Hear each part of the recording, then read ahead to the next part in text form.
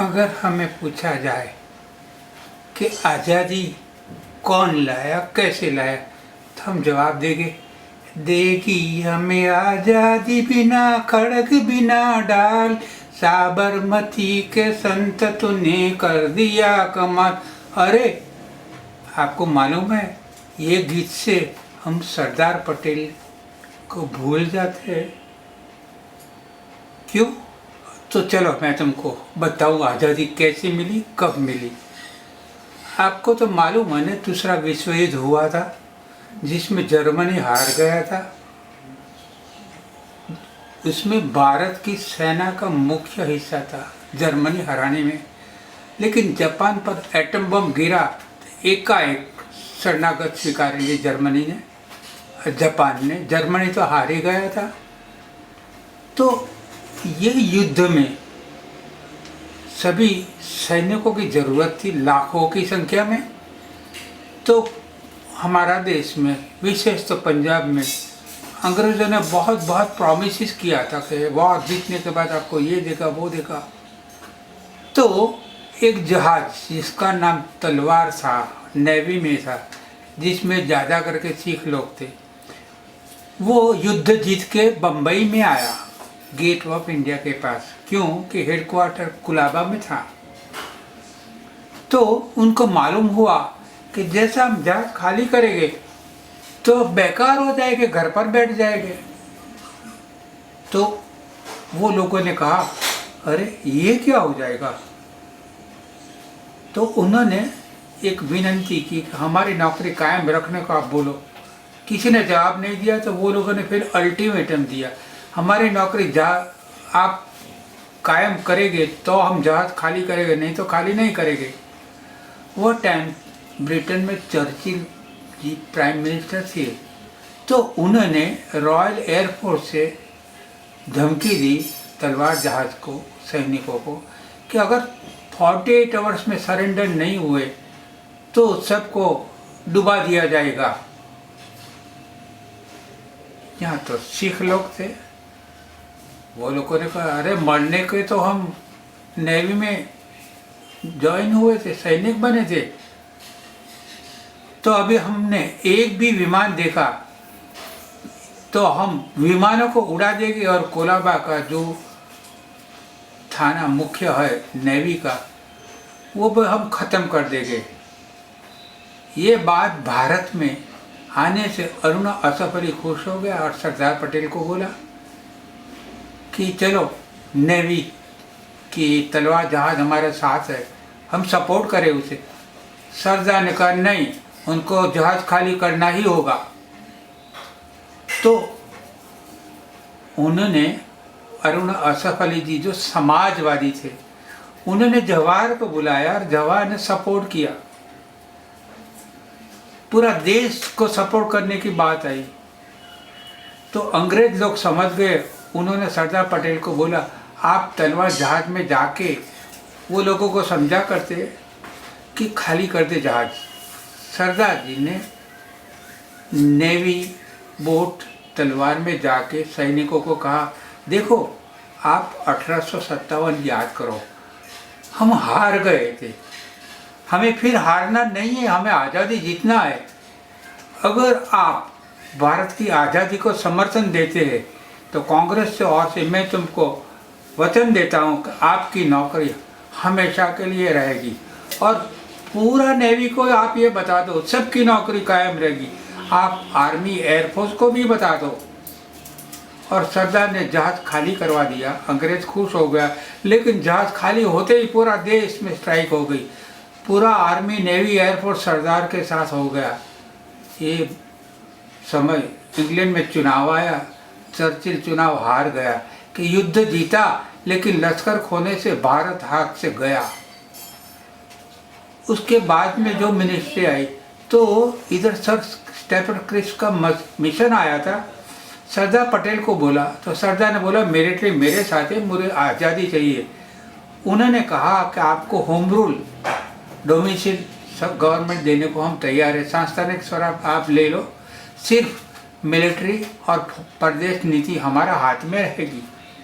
सरदार पटेल ने इनकारा, लेकिन जवाहर खुश हो गए कि चलो सांसनिक स्वराज तो मिल जाता है। तो वापस गए वो, तो लॉर्ड वेवेल को वायसरॉय से निकाला गया और जवाहरलाल नेहरू की खास मित्र लेडी माउंटबेटन थी, उसका पति को वायसरॉय बना के इधर भेजा गया डिवाइड एंड रूल पॉलिसी के लिए।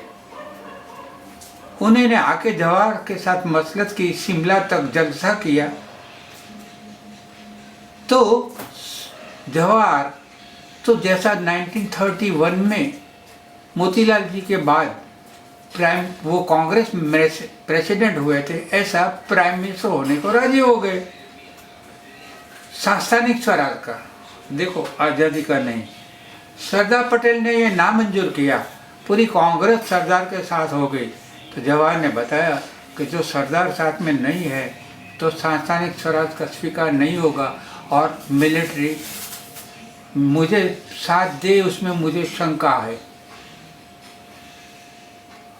तो जवाहर को उसकी कुर्सी भक्ति जानने वाले सरदार ने जवाहर को गांधी जी को मिलकर बताया कि हमको इंटरिम गवर्नमेंट मिले तो वायसरॉय कायम रहेगा, पूरी सत्ता भारत की इंटरिम गवर्नमेंट में होगी और उसमें हम जवाहर को प्राइम मिनिस्टर बनाएगा। अभी एडविना हार गई, मिसेस माउंटबेटन हार गई, और 1945 फरवरी में जो जहाज तलवार ने विद्रोह किया था, तो एक साल के अंदर अंदर 1946 फरवरी में इंटरिम गवर्नमेंट बन गई। उसमें सरदार बलदेव सिंह हमारा डिफेंस मिनिस्टर था और लियाकत अली खान फाइनेंस मिनिस्टर था।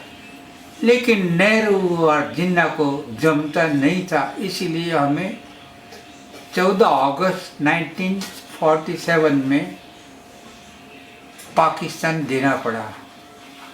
ये इसीलिए हुआ कि जिन्ना समझते कि न तो हिंदू महासभा सच्चा हिंदू धर्म जानती है, न मुस्लिम लीग, लेकिन ये बलिहारी। तो 1950 में हमें ये जो आपको बात कहता हूँ वो अरविंद घोष ने कहा है कि भारत पाकिस्तान एक होगा। यही अरविंद घोष ने दूसरा विश्व युद्ध में अपनी दिव्य शक्तियों से जो काम किया वो भी मैं आपको बता दूं। इंग्लैंड पर भयानक बॉम्बार्डिंग करके हिटलर जीत रहा था और चर्चिल सरेंडर होने को तैयार हो गया। तो दिव्य रूप से अरविंद घोष ने उसको समझाया कि 7 दिन का समय दो मुझे, आप बातें चालू रखो हिटलर के साथ सरेंडर होने की, पलटी हो जाएगा सब। तो एकाएक हिटलर को हुआ कि अभी मैं रशिया जीत लूँ। उन्होंने स्टडी किया कि ये रशिया जीतने के लिए बेस्ट टाइम है, 3 महीने के बाद स्नोफॉल होगा और हमारी सेना 1 महीना में जीत सकती है। तो हिटलर ने अपनी मिलिट्री भेज दी, टैंक को भेज दी, 2 लाख का लश्कर भेजा, रशिया जीतो। लेकिन रशिया के अंदर पहुंच गए तो एकाएक अरविंद घोष की प्रार्थना सुन के परमात्मा ने जोरों से बर्फ की वर्षा की, हिटलर की सेना मर गई। जैसा कुरान अनुसार चिड़िया ने 60,000 की क्रिश्चियन सेना को मारा था, ऐसा एक चमत्कार हुआ। लेकिन कौन कदर करता है अरविंद घोष का, कौन कदर करता है सरदार पटेल का, और कौन कदर करेगा नरेंद्र भाई मोदी जी का। हाँ, मैं आपको अभी 2002 की जो घटना हुई उसकी भी सत्य हकीकत बताता हूँ, जिससे आपको मालूम हो जाए कि नरेंद्र मोदी जी सच्चा स्पिरिचुअल सेक्युलर सद्भावनामय है। सुनो, मैंने आपको जो रांदेर, गोधरा और अहमदाबाद का इमामों ने कुरान का गुजराती तर्जुमा किया अरबी के साथ, उसमें बताया कि एक सोने की धातु का बछड़ा को गौ बताया, और गौ को मारने का नहीं लेकिन गौ पूजकों को मारने का ये किताबों में लिखा गया। और जहाँ देखो, आपको मालूम है ने कुरान में जो पैगंबर साहब की बात है, तो अबू बकर उसका खास साथीदार था। ये अबू बकर 1 साल के लिए पहला खलीफा हुआ था, लेकिन 1 साल पे मौत होने से परमात्मा का प्यारा हो गया। उन्होंने पैगंबर साहब को बचाया था हिजरत में, वो रणछोड़ बने थे। कौन? पैगंबर साहब। बचाया था किसने? अबू बकर ने। उसके नाम पर पहला सिपारा की सूरत है, उसका नाम बकर था, वो बकरा बना दिया। किसी मुसलमान को पूछो, बोलेगा पहले सिपारा का नाम बकरा है। बकर का मतलब होता है बुद्धिमान मनुष्य, पुरुष, या बैल जो खेती करता है। ये बकर का बकरा करा दिया। बकरा का मतलब होता है बुद्धिशाली स्त्री या गौ। ये सभी तीनों ने, गोधरा, अहमदाबाद और सूरत वाला जो कुरान है, वो लोगों ने भाषांतर में बकर की जगह बकरा कर दिया, गौ लिखा बैल की जगह। कुरान में लिखा है बैल खेती करता है, बैल सिंचाई करता है, लेकिन ये लोगों ने बैल की जगह गौ लिख दिया। क्या गौ खेती करती है, सिंचाई करती है? क्यों पाक कुरान, पवित्र कुरान को आप लोग शैतान होकर बदली कर देते हैं?